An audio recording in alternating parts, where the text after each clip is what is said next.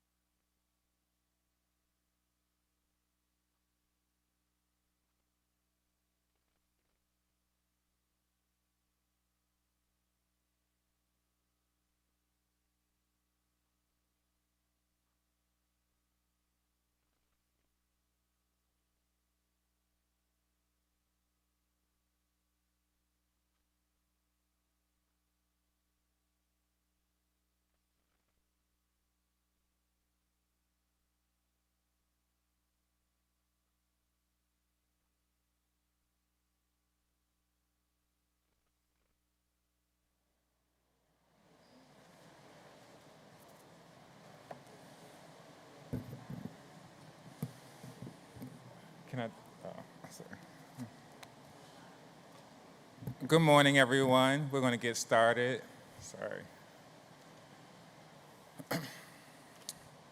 Good morning, all. I am Brandon Pinkney, the proud principal of Walter P. Carter Elementary Middle School, and I would like to welcome you to our new and greatly improved campus at Walter P. Carter. At Walter P. Carter, we are very proud of our caring, inclusive attitude and environment where we set high standards and expectations for our scholars to achieve academically by putting their social emotional needs at the forefront of their work. At WPC here, we truly teach to the hearts of our scholars before attempting to capture their minds. From the moment a new staff and/or student joins our school community, we want them to feel a sense of love and belonging, as this is essential to their future success. As we continue in-person learning in this 21st century learning space, as a lead learner of WPC, I will promise to lead with our school's mission at the forefront of the work by authentically connecting and implementing highly effective instruction, SEL practices, and providing community and family engagement opportunities in a collaborative environment. As I close this welcome and bring on Principal Lewis, I would like to echo the words of the late and great Walter P. Carter in 1971. The world is not so much complex that highly intelligent, articulate, dedicated men cannot address its problems. Therefore, I would like to commend and thank Baltimore City Public Schools and the Maryland Stadium Authority for seeing a problem with the inadequate buildings, learning spaces for our staff and students of Baltimore City, and working to ensure that regardless of any circumstances, that our staff and scholars are afforded buildings and learning spaces that speak to the character of scholars that we deem to develop into true leaders, innovators, and collaborators prepared to explore the world of endless possibilities. Thank you, and I would like to bring on Principal Lewis.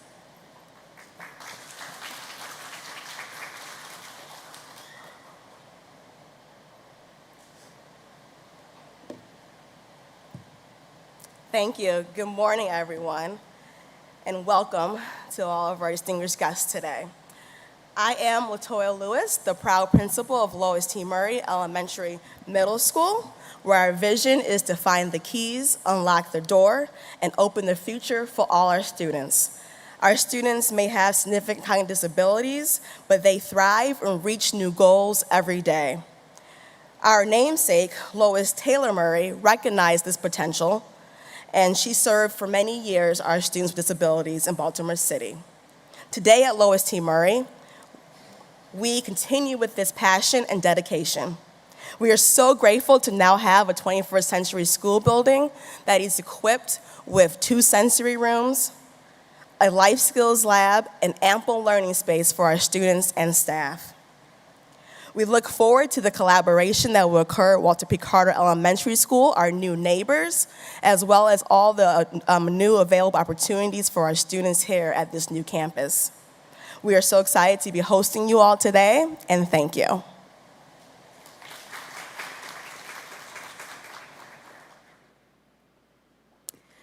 Ladies and gentlemen, please stand for the presentation of colors by the Carver Vocational Technical High School Army JROTC Color Guard. Joining us today are Cadet First Sergeant Khalil Scott, Cadet Captain Dre Wright, Cadet Master Sergeant Cameron Dixon, and Cadet Master Sergeant Kai Severance Smith. Please remain standing for the Pledge of Allegiance.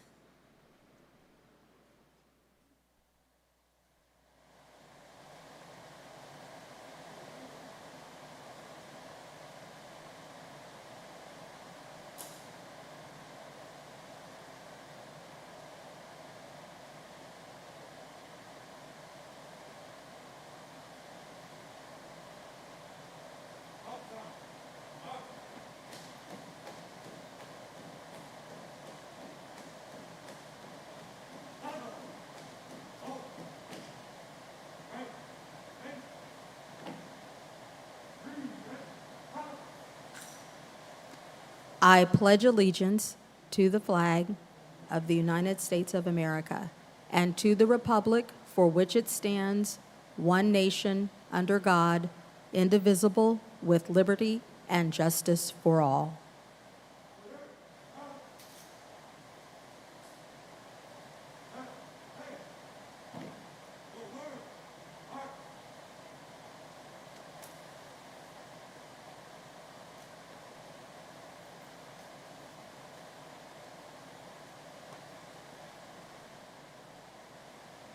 You may be seated. John Page, a member of the class of 2024 Baltimore School for the Arts, will perform virtually The Impossible Dream from Man of La Mancha.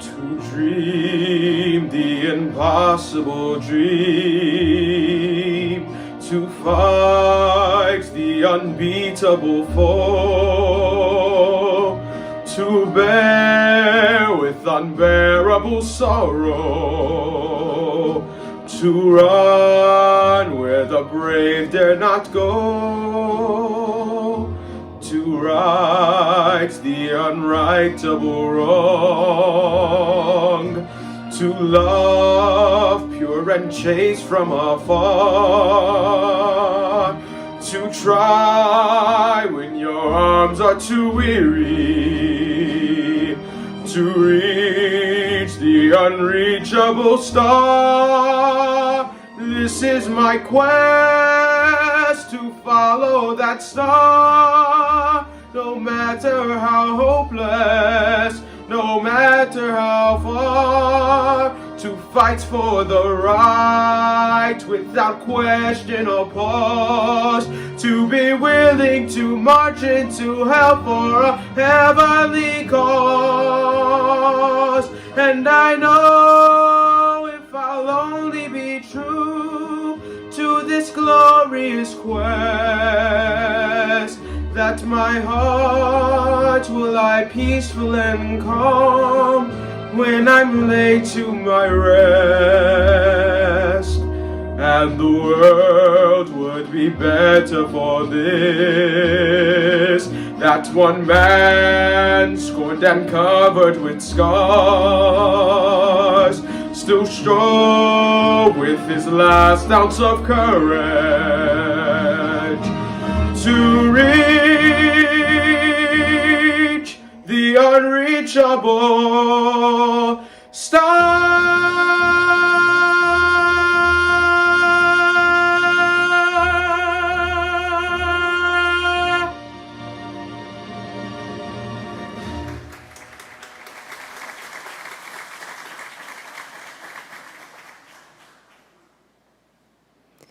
Ms. Linda Chinia, former district employee, served Baltimore City over 38 years in various capacities and was appointed to the Baltimore City Board of School Commissioners in 2014. Ms. Chinia has served as vice chair and assumed the role of chair in July 2019. Please give a warm welcome to Ms. Linda Chinia.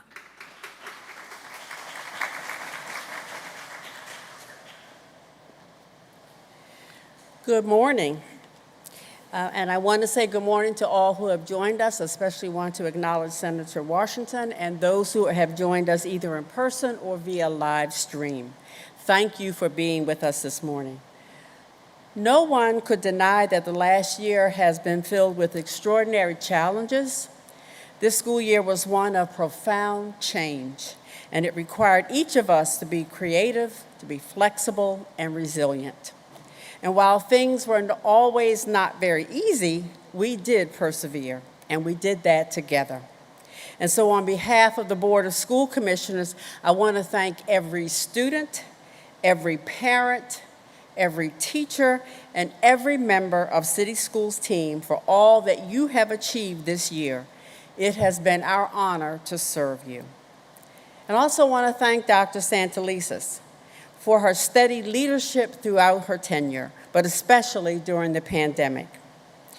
One of the board's priorities is the health, safety of our students and our staff during either virtual, hybrid, or in-person venues. And Dr. Santelises has positioned the district as a national leader in health and safety standards, including leading the way in testing both symptomatic and asymptomatic, protecting our staff and our students. And for that, the board says thank you. Other priorities of the board include increasing the engagement and communication with the community in decision-making processes, and working to cooperatively develop and implement a plan to effectively reduce the impact of incomplete learning opportunities for our students during the 2019-20 and 2020-21 school years.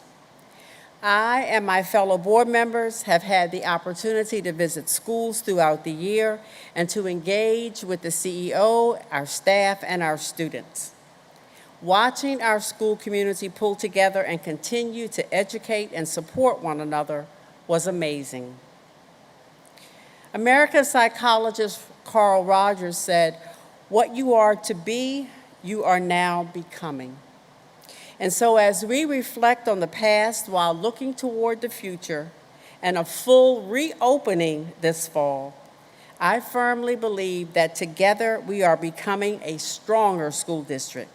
And so thank you, all of the stakeholders of city schools.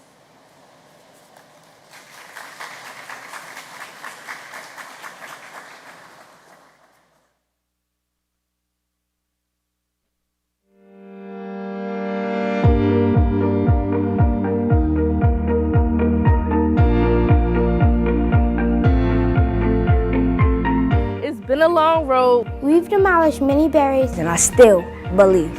I still believe that all students have the greatest potential. I still believe that we'll find innovative ways to reach our students. I still believe in our families and will always help them succeed, always.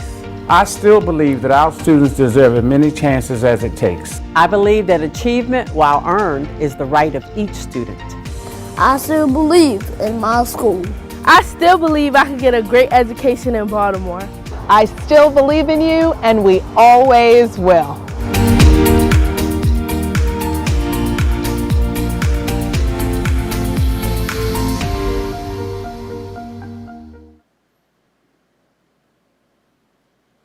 An educator, academic, and administrator, Dr. Sonia Santelises has spent 30 years focused on building high-quality teaching and learning to help students excel.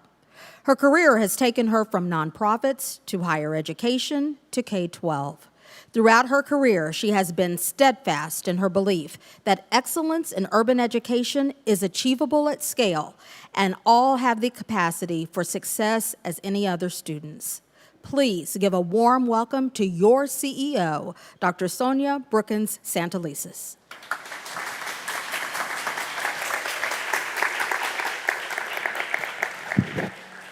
Morning, everyone. I want to just thank everybody for joining us here today, those of you who are here today at Walter P. Carter, and those of you who are joining via live stream through Facebook or YouTube. It's great to be here. I will tell you that introduction it took me a little bit aback. I'm used to just kind of rolling fairly casual, but today is an important day because we're gonna go through a little bit of where we are as a district. But before we get started, I want to just thank again Principal Pinckney and Principal Lewis for hosting us here today. And then I also want to just take a few quick seconds to recognize some more folks who enable and support me each day. Because I will tell you, without them, there's no way I could do this position.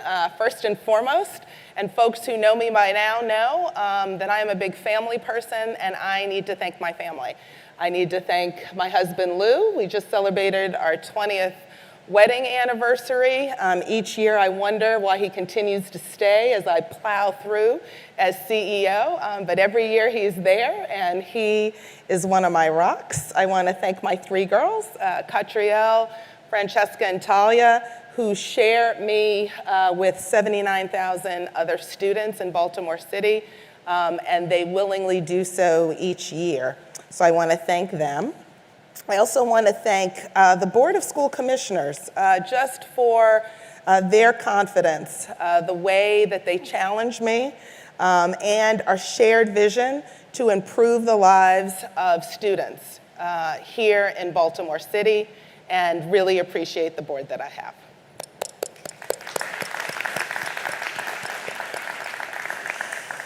I also want to thank Mayor Brandon Scott for his tireless efforts in support of our school system. I said to the mayor during one of the many graduations this year that this is the first time that since I've been CEO that a mayor of Baltimore City has beat me to more graduations. And so I'm going to take back that honor next year, but this year he earned it, so I want to thank him. He could not be here with us today, but we are fortunate that he asked Faith Leach, Deputy Mayor of Equity, Health, and Human Service, here on his behalf. So we want to thank the Deputy Mayor for being here as well.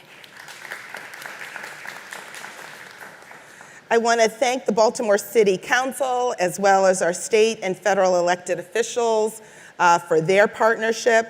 Many thanks to the numerous volunteers and partners that contribute to the well-being of our young people. And most importantly, I want to thank students, families, and employees of city schools. This year was unprecedented. It was incredibly demanding, and it required all of us to look at education, really, and each other in ways that we never had to before. And we stuck together, we pulled through, and I really am thankful for all of you. Now, the state of Baltimore City schools right now, I don't think is captured with just a single word. So it's not just emerging, it's not strong in areas, it's not growing alone. It really is a combination of all of that. And without a doubt, our school system is in a place where we have the human capital, the resources, and the focus to meet this moment.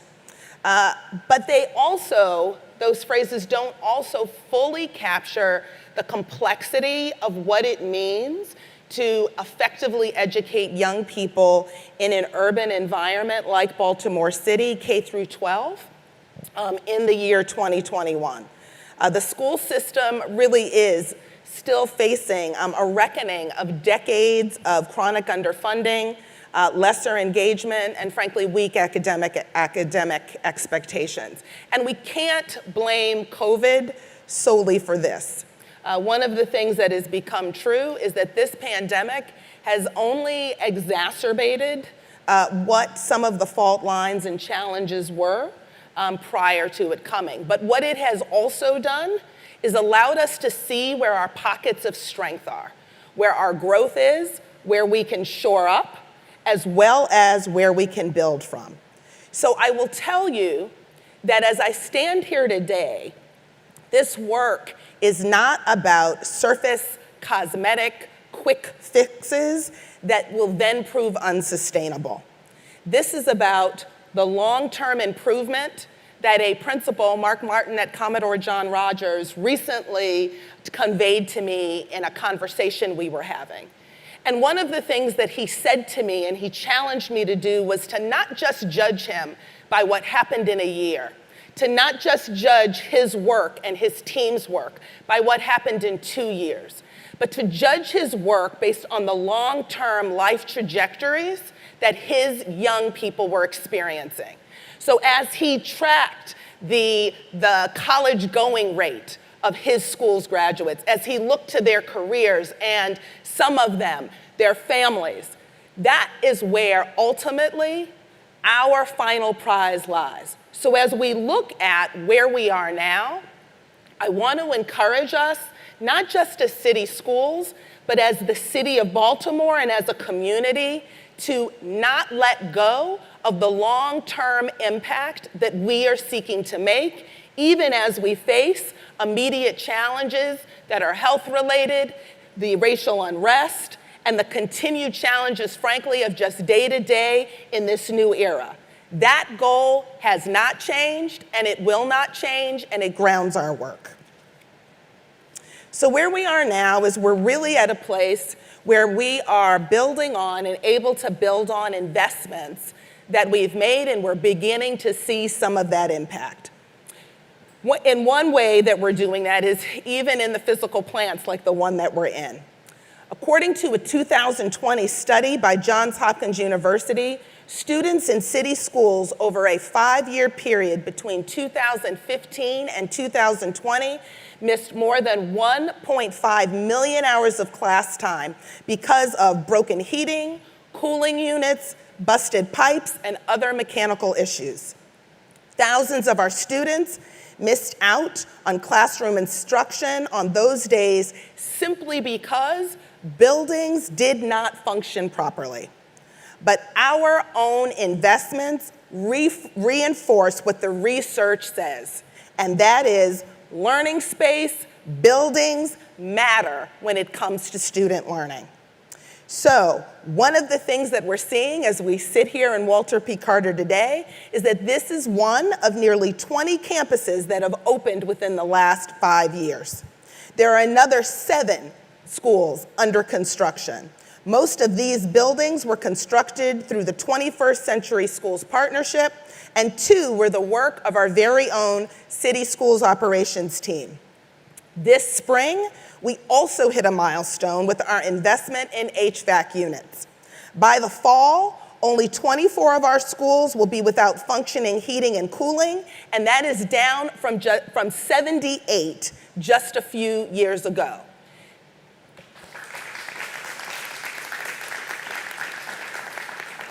These are the investments that were years in the making. They are the results of the year-over-year focus by the community, by our leaders, by families, legislators, and even some folks who are no longer with us.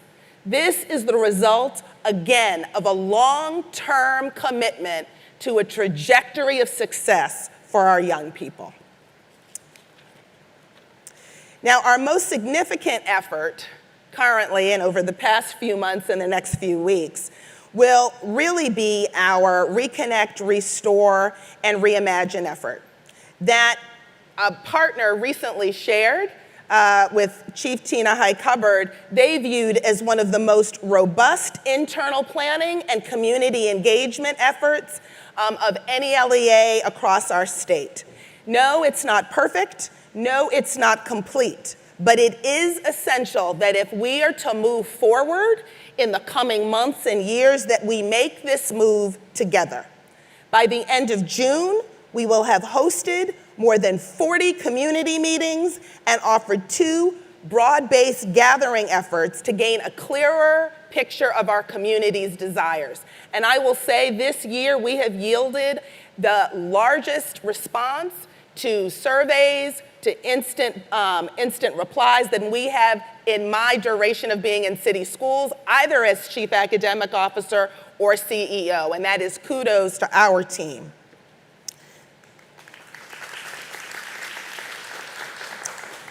By the late summer, we'll bring you the more detailed plan that balances our expertise with your feedback. But we do know this. Our plan will bring our students back into the fold personally. It will begin to restore learning, and we'll do it with innovation. The other piece is that we will base this work and are basing this work on what we've already learned and what we're already building towards. Even at this early juncture, we can draw clear parallels between our planning and what you expect to see. This is most clear in the community's desire, and what we have heard from our team is personalized learning in literacy and math. This was one of the highest priorities for more than 4,000 people that responded to our input surveys during May. This school year, city schools will invest in all students' recovery and academic growth. First, by making sure that we are individually assessing in both literacy and math to determine where learning gaps as well as learning strengths exist. What this will look like is teachers will develop individualized student learning plans by the end of the first quarter to provide guides to families and students to address any unfinished learning caused by the pandemic. And I do want to emphasize here, one of the pieces of advice and input and I don't think she'll mind me saying this, from our Teacher of the Year this year, Sydney Thomas. And one of the things that she advised me is that Dr. S., it's not just about the written plan, it's about the ability to have the conversations so that families and teachers know where students are, but that students themselves know where they are. So while we are committing to an individualized personal plan, we are also committing to the kind of ongoing conversation that many of our families told us is necessary if we are going to cover this ground together. We'll also make sure that families can expect to see a variety of options in play, such as adding an extra hour to the day for some of our most struggling students, while we identify some of our most successful teachers to meet those students' needs. We'll have small group differentiated instruction, and we've learned from our tutoring that has been most successful, making that available to more families across city schools. We'll have prioritized learning standards and adaptive learning through digital platforms, as well as expanded mentoring. Those are all the tools, and some, I would say, have yet to be surfaced, but those are some of the beginning tools we will be using to commit to a differentiated support for all of our young people. The other piece that we know is paying off is our investment in technology. It was absolutely unprecedented. We, like school districts across the state and country, had to pivot, and as a result, city schools acquired and provided, with the help of everyone from our city leaders and some of our state leaders, as well as everyday citizens, and readjustments in our own city schools budget. We provided students with nearly 49,000 Chromebooks and 12,000 hotspots. But the great news about that is that that investment was not just for a pandemic. That investment is for the long-term access to technology that our young people deserved. And one of the things that I heard from a number, particularly of our elementary school teachers, was that for the first time, because every young person had a Chromebook, because every young person had technology, they were actually able to use more of the tools that were embedded in our own curriculum, but required a virtual platform. What they were seeing is that now, with the access that technology is providing, one of their big requests to me is, whatever we do, Dr. S., let's not just put these Chromebooks, this technology back in a corner. Let's make sure that this investment continues to impact young people for the long haul. One of the things that we also need to take into consideration is the fact that our community is clear that effective, nurturing culture and climate in our school buildings matter. Gorgeous buildings like this will mean nothing if we do not have the culture and climate to actually support and nurture our young people as they return, many of whom will be coming from incredibly challenged situations. Many individuals spent the last 16 months of their lives largely isolated from their peers, with schedules that were haphazard and were often not conducive to optimal learning. We are prioritizing the return to in-person, but more than 43% of RRR survey respondents in May cited school culture as the top priority when their young people return. One of the things that we've learned throughout, again, the last 18 months, is that the wellness pauses during the course of the day matter, not just in a virtual environment, but in-person environment. We launched offerings like Mindfulness Thursday. Many schools hosted regular office hours to help students and families navigate the moment's flurry of emotions and challenges. I will even say, as a city schools mom, the idea that both of my sixth graders' teachers could get me at a moment's notice via my cell phone, that I could schedule virtual meetings to get updates on their progress, actually made me feel in some ways more connected during this time than I might have been otherwise. Those are lessons, those are learnings that we will build on and we will continue. Now, with regards to what families can expect with regards to some of the investments as we move back to school. They should begin to see an increase in social workers at every school. Now, 2 years ago, Baltimore City made the budgetary commitment. We realigned our existing dollars and committed to every single school having at least one social worker, which had previously not been the case. We will be building on that investment because we know some school communities, some neighborhoods in our city, families need additional supports, and their young people do too. So we will be increasing our investment in social workers, and we will be offering mini grants for campuses for projects that engage students, staff, and families. And they will be schools like the schools that we're sitting in right now. Like Lois T. Murray, like Walter P. Carter. These are schools that already have, and I will say this because Principal Pinckney is there, his staff already adores him because he does regular check-ins with them. Lois T. Murray, we know that there's already a whole family approach to serving young people. What we need to do is make investment in what is working. And we know that in schools where there is a deliberate building of culture, it's working, it's bringing families back, and most importantly, it's giving young people what they need to learn and thrive. Now, one of the areas that has received a lot of attention nationally, as well as at the state level, is with regard to our early learning, the challenges our early learners have faced. It is widely acknowledged that some of the students that have had the most challenges during this time have been our earliest learners, pre-K through 2. A number of them, frankly, we know neurologically that they learn best through play, they learn best through interaction, their executive functioning, that ability to plan how you're going to do the work and organize your activity, that is best learned in person. And we know, by the way, that our pre-K within city schools is one of the strengths that will allow us not only to return well, but to set the foundation that our young people needed. So one of the things that we know is that our early learning results clearly show that we offer the best start for the youngest learners in Baltimore City. The fruits, again, of our previous long-term investment are apparent.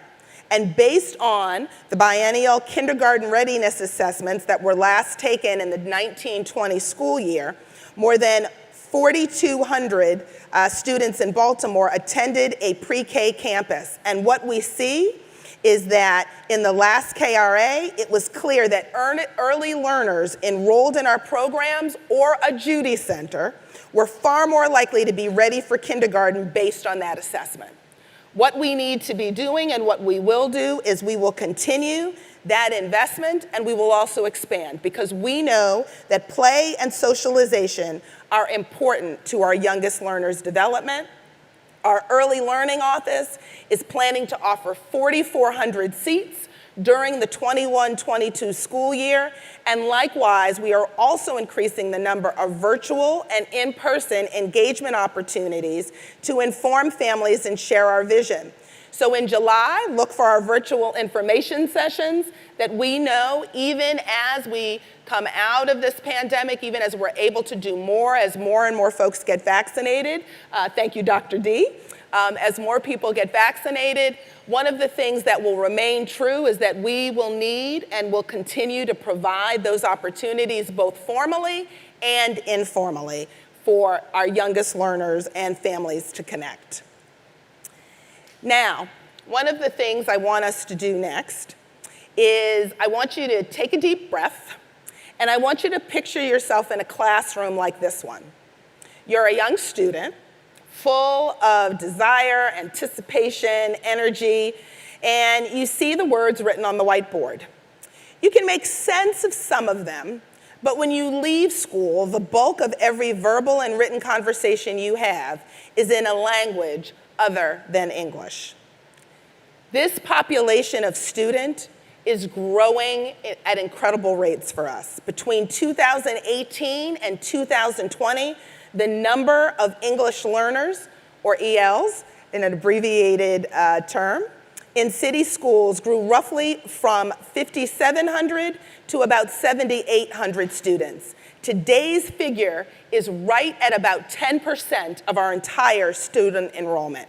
That means that 1 in every 10 city school student could be that student in the classroom that I just described. Now, this is a challenging environment in which to learn, but one of the things that we're seeing in city schools is that we're experiencing increased gains. Today, we have more than doubled our EL exit rate from 3 to 7%, and that's in 1 year, and that's more than twice as many students. The exit rate represents the percentage of English language students that attained enough proficiency in English to leave the program and flourish in a more traditional classroom environment. But here's why that investment pays off. Exited English learners have a higher attendance rate, higher graduation rate, and lower dropout rate than their peers in the program. In many cases, their academic outcomes are at or near the top of the district. We are advancing ELs through the program and giving them a boost in their educational career. Their success helps to drive improved outcomes across the district.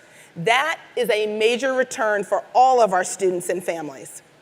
Now, picture yourself as a student back in the classroom, but now you understand and can apply the lessons being taught. Growing numbers of city schools' ELs receive the support needed to reach these pivotal turning points. Now, as we look through the pandemic, one of the things that somebody asked me the other day in a conversation with aspiring district leaders was, how do you remain focused on the main thing? And one of the things I said is, it's actually hard.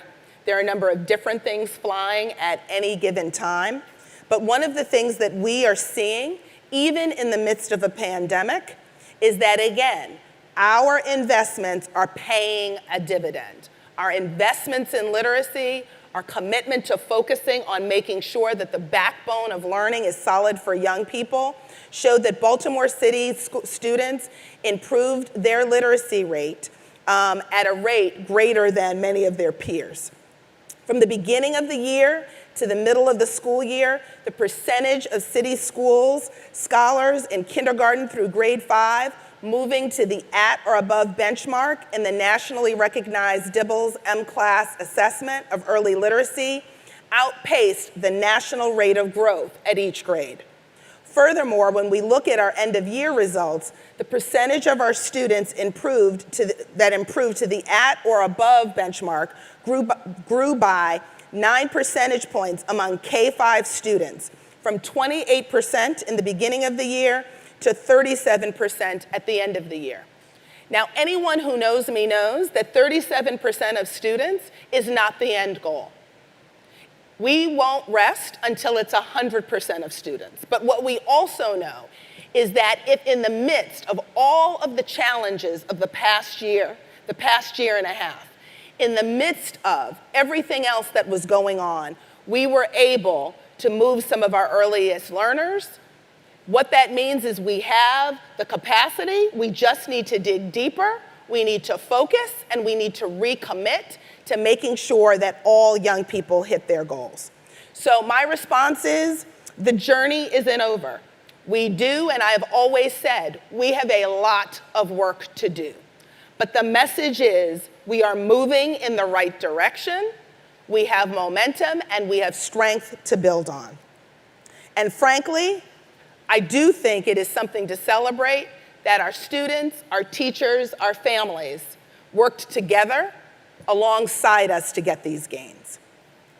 Now, on the screen, you'll see 4 dollar figures. These are annual salaries that most impact our students once they graduate from our system. These numbers are also clear motivations for why career readiness is of critical importance. The most significant number, that $27,477 per year, is the income needed for individuals in the Baltimore area to support, and I say support, themselves based on a 2020 study. Now, that number, I want you to take a look at alongside the $19,300. Now, that's what students that ultimately graduated college in the class of 2009 earned. The $13,400 figure was what members of that same class of 2009 earned annually if they never attended college. The final number is about less than 67% of 18 to 24-year-old former city school CTE students earned from that same class. Now, I want that to sink in. No matter what course of action a student in Baltimore took after graduation, the destination was unfortunately the same. They earned significantly less than what is necessary simply to survive by themselves in this city. Those figures are what has driven our work in career readiness over the last 4 years. This is why we have made the investments in advanced placement, in CTE, and career readiness. And again, what we are seeing is that the long-term focus begins to pay off. We are consistently investing in our AP program. These are those high-level courses that expose young people to college-level content. And what we have seen is even with the pandemic, we've added more sections, more classroom seats across more schools. We have more qualified teachers, and the number of the schools offering the programs than we were when we began. And even most importantly, with all that has gone on, we have a greater percentage of students that are currently passing the AP test than we did 4 or 5 years ago. This means that a greater number of our high school students are taking classes that will prepare them not just for college, but to actually succeed in college. And once they're there, they'll use items like you see here as our navigation center that we launched to help guide their journey to their next level of education. And you'll see here one of those navigation centers on one of our public Baltimore City buses as a way of making sure that we're spreading the word that once you leave city schools, we are still connected to who you are. With regard to CTE, in 2020, city schools really began launching the latest version of our career technical education plan. This was long a priority of many in our community. When I returned as CEO 5 years ago, one of the themes I heard over and over again was that the need for our young people to have greater exposure to careers, and if nothing has brought that home this last year, and the rate of financial impact to communities has solidified the need that our community identified years ago. So our work this year is refreshing and updating, reshaping our CTE programs. What the community will see is that there will be a greater number of CTE programs across across all schools. What we're used to is CTE programs being concentrated in a few select places. What you will see as we are moving forward, even in this school year, even as we come out of the pandemic and return to a majority of in-person learning, what students will experience is more opportunities in more high schools to get the kind of career exposure that we know our young people deserve. And when we do it right, we get moments like these. When students in our districts, when students in our district schools are growing by learning. And in this picture, what you'll see is some students that are learning to be surgical technicians through a partnership with the University of Maryland Medical System. Now, I will end here by saying this, that the state of our schools is one where we absolutely have more work to do, where we need to plan, and we are planning and working to make sure that the supports that I have talked about today are in place. We will be coming with additional supports because we are still getting feedback from our community.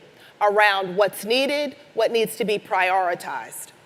I will also say this, though, that with all of the work we have yet to do, with all of the work that both myself and the board realize needs to happen, we still have needs in improving students' mathematic achievement. We still have needs in our middle schools in making sure that young people are equipped to the fullest in every middle schools program.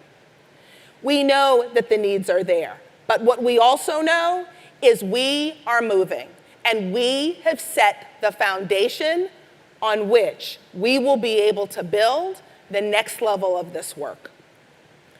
We have what we need, but the one thing that we will never get enough of is the partnership with our community. We will never have enough of the feedback and the partnership that requires an entire community to embrace its children and build a generation of young people who will take over, not just leading from where they are now, and we have many examples of young people leading from where they are now. We also know that we need them to take over when people like me decide it is time to move on. We need to have a pipeline of our city schools' young people ready to take the helm. We're committed. We're building on progress. We are not there yet, but we are seeing early gains, early rewards, and early areas of strength that we will continue to invest in. So I want to thank everyone today. Again, I want to thank the principals for hosting us. And with that, I will turn it back over to the communications team. Thank you all for being here today.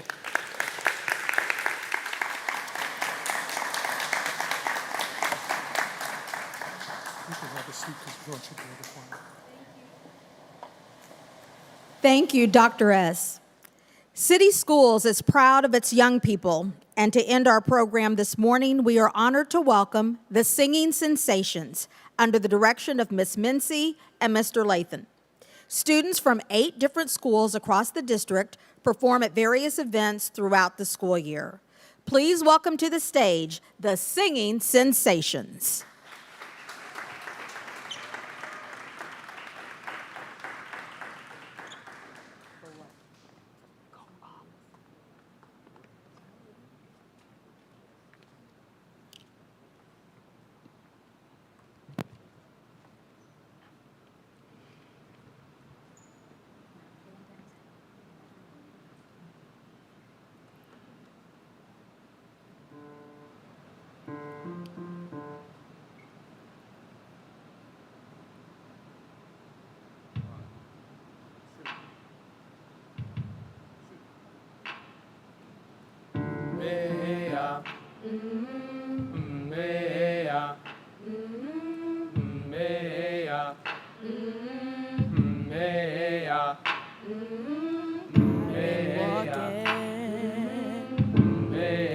My face turned to the sun.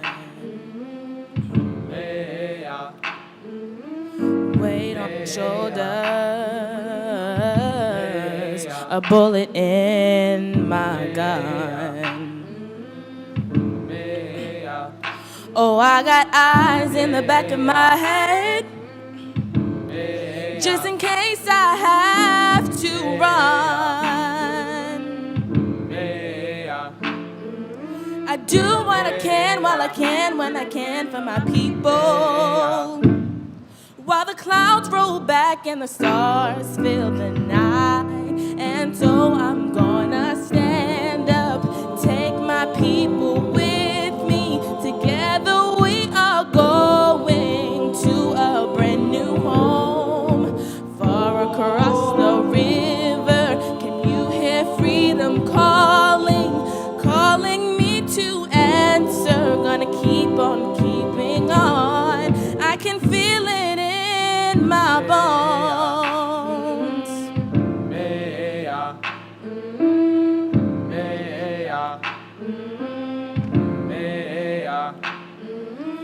Early in the morning, the sun begins to shine. We're gonna start moving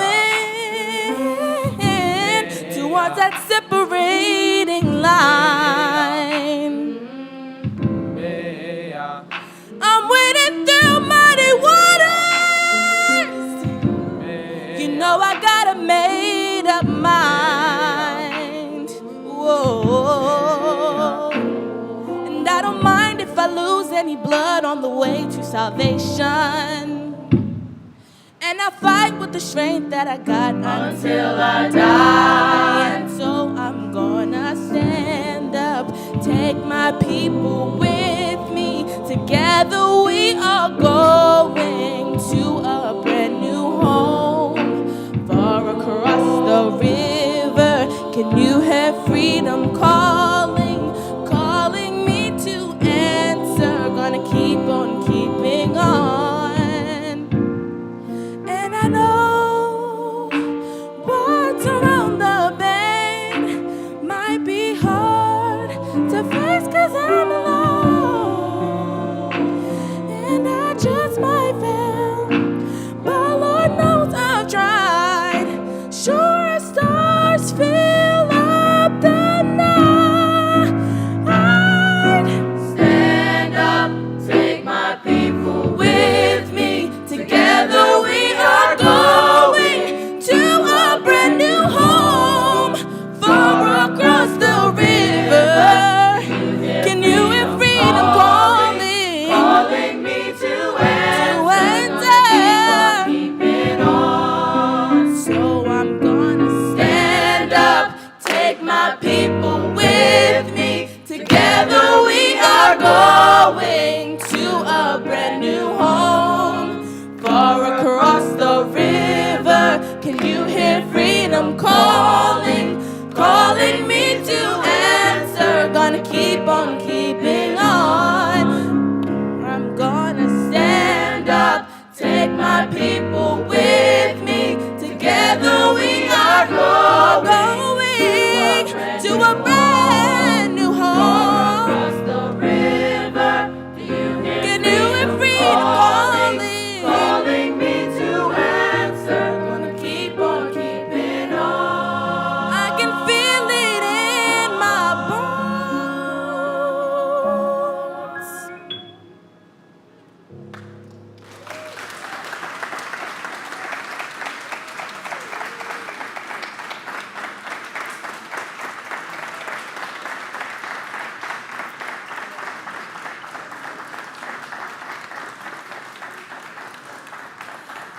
Special thanks to the Singing Sensations, and thank you for taking us to church.